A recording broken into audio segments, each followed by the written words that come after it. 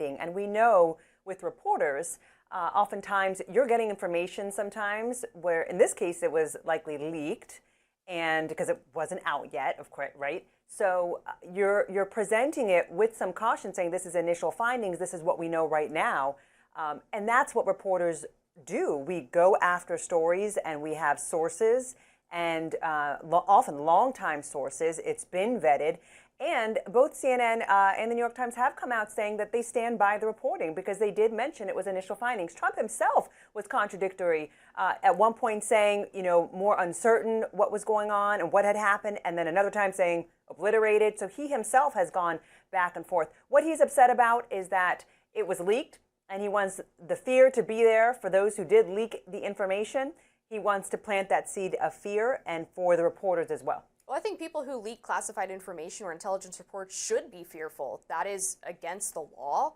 It's also against the duty that you swear to uphold when you go into the government. Well, it happens all the time. That doesn't mean it's acceptable, though. And look, if we're talking about what administration should do to leakers, we saw what the Obama administration did. They spied on reporters, including Fox News' James Rosen, to try to find out who was sharing information with him so that they could put those leakers in jail. That was the precedent set by the previous administration. So the idea that Trump is somehow out of bounds, as we suggested in this script, for indicating, or Caroline Levitt rather, for indicating that people who leak classified information should be in jail, that is the standard that is upheld by the law. Trump has repeatedly targeted media that he does not like what they have to say. So anything that does not go with his agenda, in this case, obliterated, Iran's nuclear sites. So because they didn't do exactly what he would have wanted them to say, had they done something differently and reported it the way he would like, we wouldn't even be having this conversation. We wouldn't even be having this conversation. And also, I think it's interesting that there were 3 reporters on that byline, and he targets 1. Well, she has a history. Natasha Bertrand has a history of getting things wrong. Okay, fair. Why isn't he upset with, if that's your case, I'm not going to go there because I don't know, why isn't he upset with the AP and ABC News, who also had similar reporting? Why isn't he upset with everyone? Why does he target one person out of the 3 bylines and the other 2 outlets? Just curious. Yeah, Natasha Bertrand's an easy target because she has a history of getting things wrong. She was one of the individuals who was loudest on the Russian collusion narrative. And then ahead of the 2020 presidential election, she published the report at Politico of the 51 intelligence officials who claimed that the Hunter Biden laptop was the product of Russian disinformation, despite the fact that they had no actual direct evidence to suggest that that was the case.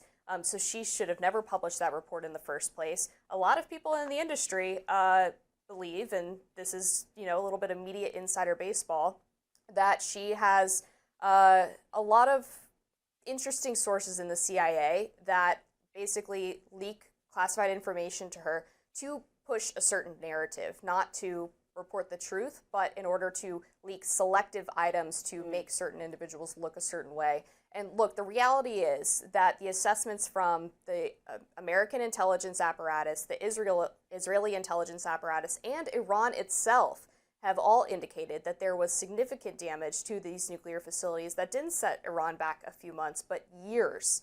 So the problem is the reporting was initial, but when you get an initial intelligence finding, you're supposed to go verify that. If they had actually reached out to additional sources or talked to people within the intelligence community, they would have found that that report was rejected by other parts of the intelligence apparatus and that it was issued with low confidence, but they clearly didn't do that. They were more interested in rushing to get this report out to make the president and the military, frankly, look like they hadn't done their job. Well, I'm not going to disagree with you that media rushes sometimes to put things out there. I think we all know that. Everyone wants to have the breaking news information. It is up to each individual media outlet to do the discernment, meaning every time you get a source and information gets to you, you don't automatically run with it. The fact that they also had 2 other reporters on the byline and that it's gone through certain processes would lead you to believe that they've done the vetting. You're not just putting out a quick tweet. Right? So they're a national news outlet that I know national news has messed up. I'm not saying it hasn't. But I think we have to also keep in mind that there are pieces of discernment that happens within the process within news. Not every piece of information that comes to you do you report, right? And they mentioned initial findings. That has happened all the time. President Trump himself releases things, even in his last term, initial findings. So I think that we oftentimes want to just target media when they don't do exactly as we want them to do. And this is an example, case in point, of Trump doing so. Up next, are cell phones in schools a thing of the past? Well, one Democratic lawmaker wants that to be the case. More on that next.